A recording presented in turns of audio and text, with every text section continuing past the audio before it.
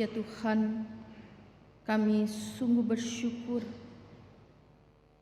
bahwa hanya karena kemurahan Tuhan kami dapat menjalani hari-hari kehidupan kami.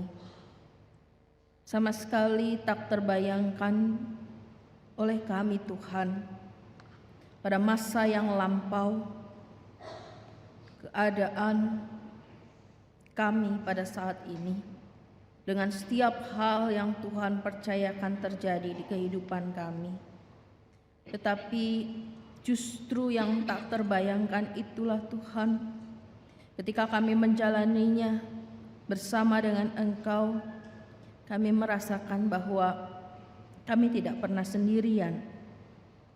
Oleh karena itu ya Tuhan, pada saat ini ketika Engkau kembali memberi kami kesempatan untuk belajar dari kebenaran firman-Mu, kami mohon Tuhan, kuasailah hati, pikiran, dan seluruh kehidupan kami oleh kuat kuasa Roh Kudus-Mu, agar kebenaran firman Tuhan yang akan kami baca, dengar, dan renungkan ini sungguh-sungguh Tuhan tertanam di dalam kehidupan kami, menguatkan kami, menopang kami, menolong kami untuk kami terus dapat melangkah ke depan, menjalani hari-hari yang akan Tuhan percayakan di dalam kebenaran-Mu saja. Tolong kami Tuhan, juga bersama dengan hamba-Mu kami juga hendak berdoa Tuhan. Tolonglah hamba-Mu ini Tuhan di dalam berkata-kata. Urapi dan kuduskanlah hamba-Mu Tuhan, sehingga hamba-Mu ini berkata seturut dan sesuai dengan maksud Tuhan saja. Di dalam nama Tuhan Yesus Kristus kami berdoa. Amin. Bapak, Ibu, dan Saudara sekalian, bacaan Alkitab kita pada hari ini dari Kitab Ratapan pasal 3 ayat 21 sampai 25.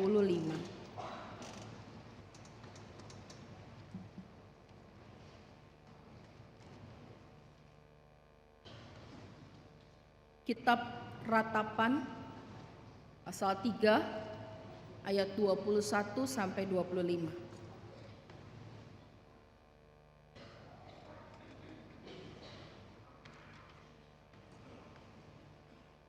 Ratapan pasal 3 ayat 21 sampai 25. Tetapi hal-hal inilah yang kuperhatikan. Oleh sebab itu aku akan berharap. Tak berkesudahan kasih setia Tuhan, tak habis-habisnya rahmat-Nya, selalu baru tiap pagi, besar kesetiaan-Mu. Tuhan adalah bagianku, kata jiwaku. Oleh sebab itu aku berharap kepada-Nya. Tuhan adalah baik bagi orang yang berharap kepada-Nya, bagi jiwa yang mencari Dia. Demikianlah pembacaan Alkitab kita. Yang berbahagia ialah setiap kita mendengarkan firman Tuhan dan yang memeliharanya di dalam kehidupannya setiap hari. Haleluya.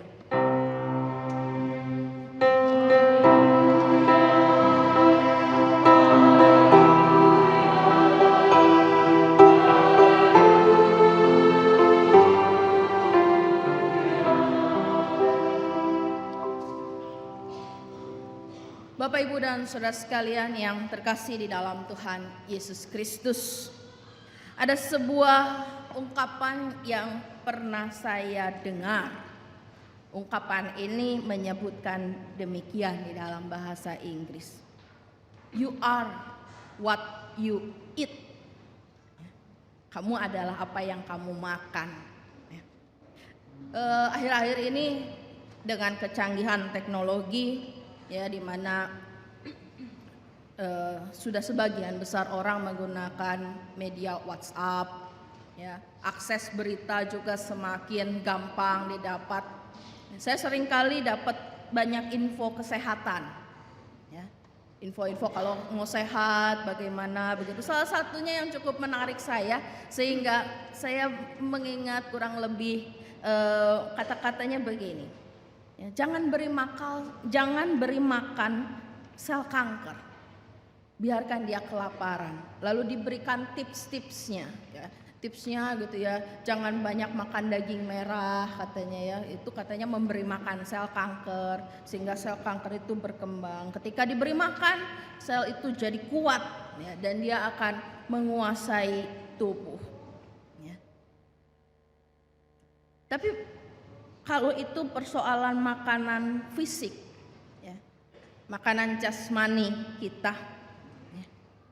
Kalau saya mau menariknya lebih jauh, merenungkannya lebih jauh, you are what you eat itu bukan semata-mata apa yang kita konsumsi secara fisik, tetapi konsumsi lain di dalam kehidupan kita. Bapak Ibu Saudara, kita juga mencermati berita-berita yang beredar pada saat ini begitu memprihatinkan bagi kita mengenai kondisi moral dari orang-orang yang ada. Kita mendengar bagaimana begitu banyak terjadi kasus-kasus perkosaan. Juga yang marak terakhir ini adalah kasus pedofil, terutama diberikan untuk kaum gay, begitu kan? Ya, di mana anak-anak itu dijual begitu rupa. Ya, ini berita-berita yang sungguh memprihatinkan.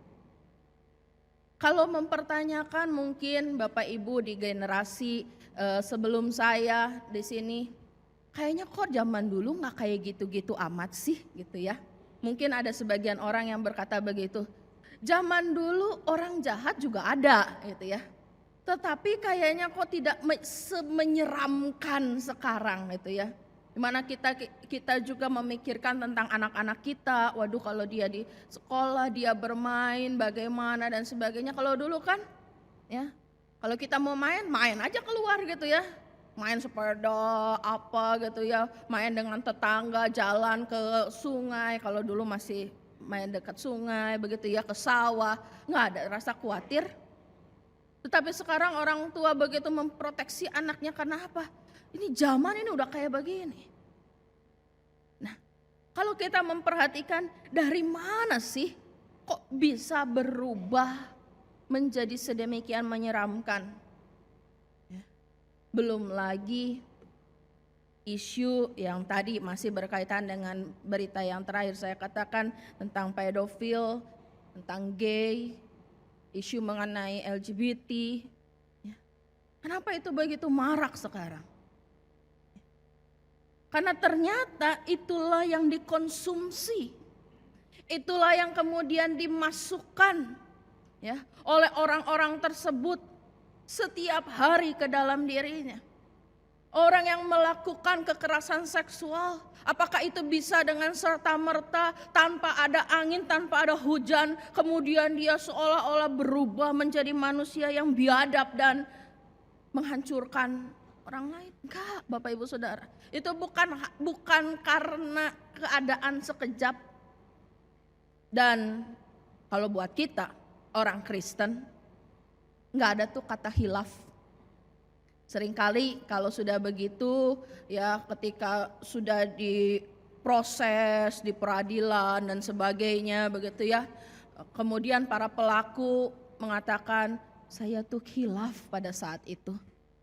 Enggak ada kata hilaf. Kita tidak mengenal kalau orang Kristen kata hilaf. Karena setiap tindakan ya pasti dilakukan dengan kesadaran. Setiap tindakan itu adalah sebuah pilihan yang diambil, keputusan yang dibuat, oleh karena itu tidak ada hilaf di situ. Seolah-olah apakah ada kuasa lain yang kemudian menggerakkan dia dan melakukan itu, enggak ada. Kenapa dia begitu? Karena itulah yang dikonsumsi hari-harinya. Pornografi itu yang dikonsumsi. Itu yang dimasukkan terus di dalam pikirannya. Itu yang dimasukkan terus di dalam hari-harinya. Game, mainan anak-anak dengan teknologi yang bertemakan kekerasan. Kalau sehari saja dia bermain game 2 jam, yang bertemakan kekerasan, apa jadinya setelah 1-2 tahun? Dia akan merasa bahwa kekerasan itu menjadi satu hal yang wajar. Di game bisa kok begitu. Ya. Itu yang dimasukkan. Ya. Inputnya, ya. Bisa kita tahu apa yang jadi input ketika kita kelihatan outputnya. Outputnya dia melakukan kekerasan, outputnya dia melakukan begini begitu, kita bisa tahu apa yang dimasukkan di dalam pikirannya, apa yang dimasukkan di dalam tubuhnya. Bapak, Ibu, dan saudara sekalian, kalau kita sebagai orang Kristen, apa yang kita masukkan di dalam tubuh yang Tuhan percayakan kepada kita? Apa yang kita masukkan sebagai sebuah asupan kepada hidup yang Tuhan percayakan kepada kita? Apa yang kita konsumsi? Ketika kita diperhadapkan kepada penderitaan, ketika kita dihadapkan kepada tantangan, ketika kita diperhadapkan kepada berbagai macam persoalan, apa yang mau kita masukkan di dalam kehidupan kita? Pada hari ini bacaan kita adalah dari kitab Ratapan. Kitab Ratapan ini isinya puisi sebetulnya. Puisi-puisi yang dikumpulkan pada zaman ketika Yerusalem itu hancur. Direbut oleh Babel sekitar tahun 597 sampai 586 sebelum Masehi. Ini puisi-puisi pada zaman itu. Orang yang mengalami bagaimana Yerusalem, ya, kota Allah disebutnya. Di Yerusalem di mana ada bait Allah di dalamnya, itu habis. Tembok-temboknya habis. Penduduknya diangkut semua ke Babel, orang-orang yang kuat, para pembesar. Yang disisakan di Yerusalem hanyalah mereka yang penyakitan, ya, mereka yang kelemahan, mereka yang miskin. Itu yang ditinggal di Yerusalem dengan kota yang hancur. Para penulis puisi di kitab Ratapan ini begitu melihat di dalam hari-hari mereka yang namanya kepahitan, yang namanya tidak ada lagi kehidupan. Di dalam situasi itu, apa yang dia pilih untuk masuk di dalam kehidupannya sebagai bagian dari umat Tuhan? Bacaan kita hari ini menunjukkan pilihan penulis puisi Ratapan untuk dia konsumsi sehari-hari. Dari ayat 21 penulis puisi Ratapan ini menyatakan, tetapi hal-hal inilah yang kuperhatikan. Penulis ini memilih untuk memperhatikan. Nah, ini sebuah pilihan. Ya, memperhatikan berarti dia mau membuka matanya. Memperhatikan itu berarti dia mau melihat sampai ke detail. Ya. Kalau perhatian kan begitu ya.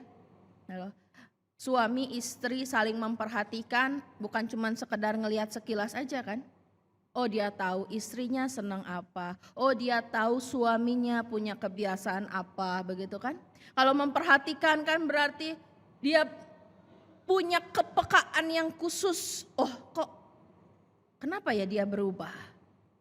Wah, dia kayaknya lagi banyak pikiran. Oh, kayaknya dia lagi banyak masalah. Kok dia sepertinya sedang emosional? Kenapa? Karena kita perhatian. Kalau kita tidak perhatian, ya udah lewat-lewat aja. Anggap biasa aja. Perhatian berarti kita melihat betul-betul mau membuka diri kita, mau menggali, mau bertanya, mau belajar. Dan untuk bisa dapat menjadi orang yang penuh perhatian, itu kan harus dilakukan berulang-ulang. Memperhatikan itu kan tidak cukup hanya sekedar sekali, oh udah tahu deh. Saya bisa memperhatikan, oh saya tahu detailnya enggak. Mesti dibaca lagi, mesti dilihat lagi, mesti dialami lagi. Bahkan ketika sudah melakukan proses berulang-ulang itu pun bisa aja ada yang luput. Bisa aja ada yang terlewatkan. Nah, penulis ratapan ini di dalam kehidupan yang begitu pahit, di dalam keadaan hancur sedemikian hancurnya Yerusalem pada saat itu, dia mengatakan, aku mengambil sebuah pilihan, yaitu untuk memperhatikan, untuk membuka hidupku untuk belajar. Apa yang dia perhatikan? Setidaknya ada 4 hal yang disebutkan di ayat berikutnya yang dia mau perhatikan. Hal yang pertama adalah dia mau memperhatikan bahwa kasih setia Tuhan itu tidak berkesudahan. Sebuah perjuangan yang luar biasa Bapak Ibu Saudara. Karena manusia lebih gampang memperhatikan apa yang ada di depan mata kan. Yang ada di depan mata dari penulis ratapan ini adalah kehancuran. Lebih mudah baginya untuk mengatakan sisi sini hancur, sisi sini dibakar, sisi sini tidak ada lagi kehidupan. Memperhatikan itu akan lebih mudah dibandingkan dengan pilihannya. Dia memilih justru di dalam kehancuran, di dalam kehangusan, dia memilih aku mau memperhatikan bahwa ada kasih setia Tuhan yang tidak berkesudahan. Berjuang untuk itu. Lalu kemudian dia memilih untuk memperhatikan bahwa rahmat Tuhan, anugerah Tuhan itu tidak habis-habis. Kondisinya habis, fisiknya habis. Tapi penulis ratapan itu mengatakan dia memilih untuk melihat anugerah Tuhan gak habis-habis. Ini perjuangan iman Bapak Ibu Saudara. Lalu kemudian dia memilih untuk memperhatikan setiap pagi. Setiap pagi selalu baru. Belum beres mungkin 1 hari, dia berupaya bergumul, berjuang begitu rupa untuk memperhatikan kasih setia Tuhan, untuk kemudian menghayati anugerah rahmat Tuhan. 1 hari mungkin belum cukup. Di tengah segala yang harus dia hadapi, di tengah kehidupan yang harus ia jalani yang begitu berat, 1 hari belum cukup. Sudah datang hari yang baru. Di situ dia juga mau memperhatikan bahwa di hari yang baru ini, di pagi yang baru ini ada kehidupan yang baru yang Tuhan sediakan. Memilih memperhatikan bahwa ketika hari baru, pagi baru, hidupnya pun jadi baru. Dan dia memilih yang terakhir, yang keempat adalah besar kesetiaan Tuhan. Bapak Ibu dan Saudara sekalian, jangankan penulis ratapan yang mengalami pahitnya hidup, kita saja mungkin yang sebagai orang yang tidak mengalami zaman itu, ketika kita membaca perjanjian lama, keadaan Yerusalem yang sedemikian itu kan sudah dinubuatkan. Ketika umat tidak mau bertobat, ketika umat tidak mau kembali kepada Tuhan, Tuhan akan menghukum. Tuhan akan mendatangkan bangsa lain untuk kemudian menindas Israel. Kita yang gak ngalamin saat itu aja ketika kita baca perjanjian lama, lebih mudah bagi kita untuk kita menemukan bahwa Allah di perjanjian lama adalah Allah yang sedikit-sedikit hukum. Sedikit-sedikit hukum, begitu kan? Kita akan lebih mudah bagi kita untuk mengatakan bahwa Allah perjanjian lama itu Allah yang kejam. Oleh karena itu ada bidat atau ada ajaran yang tidak sesuai dengan pemberitaan Alkitab yang kemudian mengatakan Allah perjanjian lama dengan Allah perjanjian baru itu beda. Allah perjanjian lama itu menghukum, Allah perjanjian baru itu penuh kasih. Kalau saya boleh katakan itu adalah bidat, ya. Itu sebuah ajaran yang tidak kita anut. Kenapa? Karena Allah itu esa. Allah perjanjian lama, Allah perjanjian baru adalah Allah yang sama. Tetapi kita lebih mudah memperhatikan bahwa di perjanjian lama isinya hukuman. Bahwa seharusnya kita dipanggil untuk kita melihat walaupun Allah menghukum, kasih setianya tidak pernah lepas dari umatnya. Walaupun Allah mendidik umatnya dengan keras, Ia tidak pernah sekalipun meninggalkan mereka. Untuk kita bisa menemukan Allah perjanjian lama adalah juga Allah yang penuh kasih terhadap umatnya.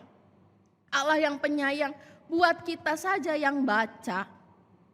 Buat kita saja yang kita bisa lihat keseluruhan rangkaian ceritanya, kita saja seringkali kesulitan menemukan itu, apalagi orang yang ngalamin pada saat itu. Apalagi mereka yang mengalami bahwa mereka betul-betul sedang dididik dan diajar Tuhan melalui kejatuhan Yerusalem.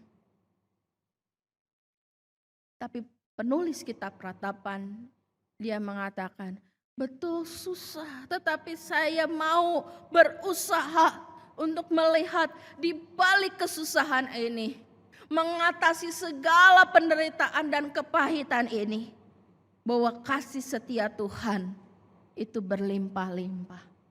Bahwa anugerahnya itu tidak pernah surut, tidak pernah habis di dalam kehidupan. Bahwa ketika Tuhan hantar, Tuhan bawa masuk di hari yang baru. Di situ ada kehidupan yang baru yang Tuhan mau sediakan. Di situ ada berkat yang baru yang Tuhan mau hadirkan. Walaupun di dalam kesulitan ada berkat baru, ada kekuatan baru. Memperhatikan itu memang tidak mudah. Tetapi penulis Ratapan memilih untuk itu. Dan di dalam proses dia memperhatikan itu, dia menyatakan imannya. Menyatakan imannya bukan sekedar di dalam pengakuan iman yang bisa diucapkan begitu. Menyatakan imannya justru di dalam sikap penyerahan dirinya. Menyatakan imannya justru di dalam kerinduannya, kemauannya untuk dia membuka diri dan mengatakan, iya Tuhan. Saya nggak tahu kapan penderitaan ini akan berakhir. Saya tidak tahu sampai kapan saya menjalani penderitaan ini, kesukaran ini. Tapi saya punya iman. Ketika dia memperhatikan kasih Tuhan, ketika dia memperhatikan rahmat Tuhan, ketika dia memperhatikan kehidupan baru, berkat baru, di situ dia mengatakan bahwa di dalam imannya, memang nggak tahu penderitaan sampai kapan, tapi Tuhan selalu hadir. Tapi Tuhan baik. Tuhan baik. Ibu saudara, kalau keadaan kita lagi biasa-biasa aja, kita suruh ngomong Tuhan baik, kita pasti semua bilang, iya Tuhan baik, Tuhan Yesus baik, Tuhan baik, kita bilang. Coba tanyakan kepada mereka yang ditinggalkan, karena Tuhan panggil pulang anggota keluarganya. Tanyakan kepada mereka yang saat ini harus bergumul dengan sakit penyakit. Tanyakan kepada mereka yang bergumul dengan kontrak kerja yang tidak diperpanjang. Tanyakan, Tuhan baik? Bisa nggak dengan lantang mengatakan, yes Tuhan baik, God is good all the time? Susah Bapak Ibu Saudara. Susah untuk bilang bahwa Tuhan itu baik. Tetapi penulis ratapan dengan keadaan yang dia tidak bisa ketahui apa yang akan dia jalani. Dia juga nggak tahu apakah bangsa Babel akan kembali menghancurkan dan lebih menghancurkan. Dia nggak tahu, tetapi imannya yang mau dia nyatakan di atas segala keadaan itu, ketika dia memperhatikan apa yang Tuhan selalu kerjakan di dalam hidupnya, imannya mengatakan Tuhan baik. Tuhan baik. Dan kalau itu dihidupi, itu yang membuat dia bisa berjalan. Tuhan baik. Tuhan bagianku, katanya. Mau menunjukkan bahwa Tuhan adalah harta milikku satu-satunya yang berharga bagiku. Andalan hidupku. Tuhan baik. Dan dia mau terus mencari Tuhan. Mau terus untuk mencari hidup di dalam Tuhan. Inilah yang kemudian berefek. Apa efeknya Bapak Ibu Saudara? Di dalam kesaksian yang kita baca ayat 21 sampai 25, kita setidaknya menemukan ada 3 kali penulis ini mengatakan efeknya. Efeknya adalah dia punya pengharapan. Dia punya pengharapan untuk dia bisa jalani hidupnya yang dia nggak tahu. Dia punya pengharapan untuk dia bisa tetap semangat. Pengharapan bukan datang tiba-tiba. Pengharapan adalah hasil dari orang mau memperhatikan, melihat Tuhan lebih besar dari segala yang ia alami. Pengharapan adalah hasil yang dialami ketika seorang mau untuk mengatakan Tuhan baik. Walaupun keadaan ini dipercayakan Tuhan baik. Ayat yang dikatakan oleh Rasul Paulus di dalam 1 Korintus 10 ayat 13. Pencobaan-pencobaan yang kamu alami adalah pencobaan-pencobaan biasa yang tidak melebihi kekuatan manusia. Ketika Allah mengizinkan penghukuman terjadi pada bangsa Israel pada waktu itu adalah pencobaan-pencobaan yang biasa, itu adalah hal yang biasa yang tidak melebihi kekuatan manusia. Tapi manusia ini seringkali mengatakan ini gak mampu, ini berat, ini sukar, ini gak bisa untuk dilakukan. Firman Tuhan katakan itu gak akan melebihi kekuatan manusia. Gak akan melebihi kekuatanmu. Sebab Allah itu setia. Ketika engkau dicobai, Ia akan memberikan jalan keluar kepadamu. Sehingga kita dapat menanggungnya. Sungguh luar biasa. Bagaimana kita bisa punya pengharapan itu Bapak Ibu Saudara sekalian? Bagaimana kita bisa punya pengharapan bahwa ada jalan keluar yang akan Allah sediakan? Akan ada kekuatan untuk kita menanggung apa yang dipercayakan kepada kita. Kita harus mulai dengan memperhatikan karya-karya Tuhan di dalam kehidupan kita. Kita harus mulai berani untuk menyatakan iman kita. Iman yang mengatasi setiap kondisi yang Tuhan berikan pada kita. Tuhan baik. Tuhan adalah bagianku, harta milikku satu-satunya. Kekuatanku, andalanku. Dan di situ pengharapan kita tidak akan pernah berakhir. Di situ pengharapan kita akan selalu terus menguasai hati dan pikiran kita, memampukan kita untuk berjalan. Jangan takut, jangan khawatir. Walau hidup tidak bisa kita lihat saat ini, walau masa depan tidak bisa kita prediksi pada saat ini, Tuhan baik. Tuhan adalah bagian kita. Perhatikan dan berjalanlah. Tuhan memberkati. Amin.